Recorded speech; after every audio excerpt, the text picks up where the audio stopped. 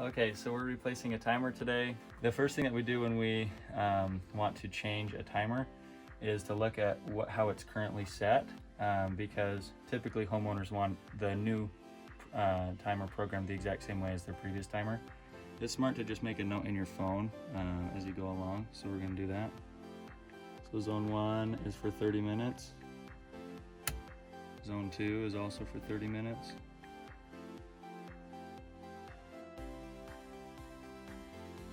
Okay, so that's just important so that you get his new timer set the way that he has his old one set.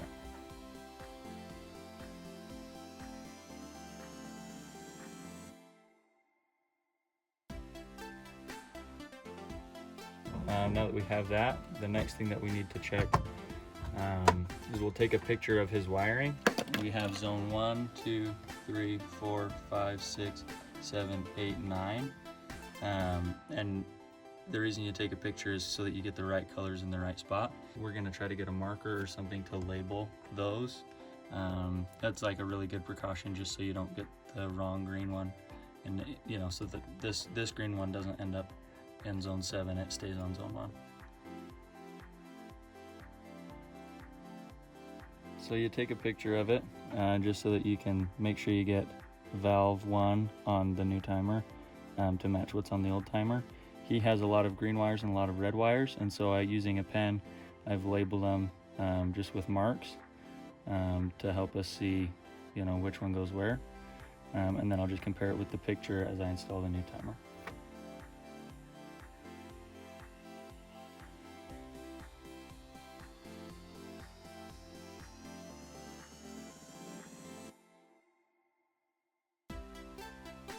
Not to turn them on or plug them in until all of your sprinkler wiring is complete, and so we're going to do that, and this is where we're going to use that picture that we took.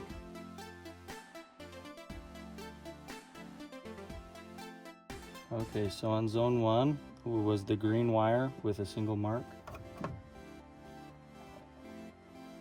That's going to be this one right here. It's a green wire with just a single mark. You just loosen this screw. Each timer brand kind of has a different system for doing these. For the Hunters, there's just this screw that you loosen and it lifts that metal plate. You slide the wire in and you just tighten that down on top of that wire.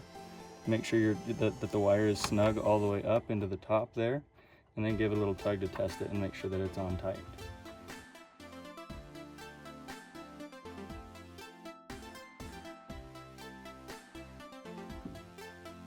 Okay, and as you can see in the picture, this is another reason why you want to take a picture beforehand, is we do have a brown wire that is not being used, and you can see that we have that here, as well as a black wire.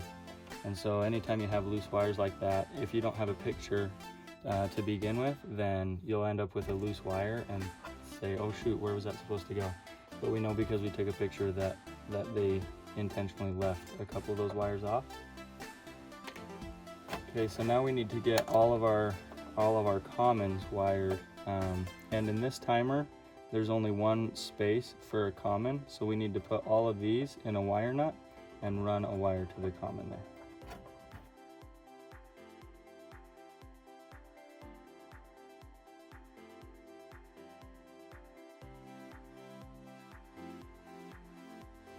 Okay, so now that we have all of the valves wired, and these are in the same sequence as before, then we'll plug it in.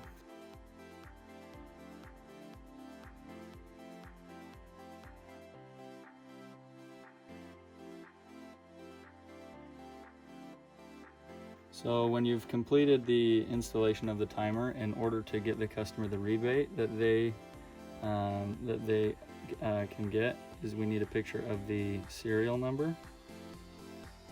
So you'll get a picture of that, and then you'll just get a picture of a little bit further back of just the timer installed on the wall. And we give those to the office. The last thing that we'll need is a copy of their most recent water bill, and then we're able to submit a rebate for the customer.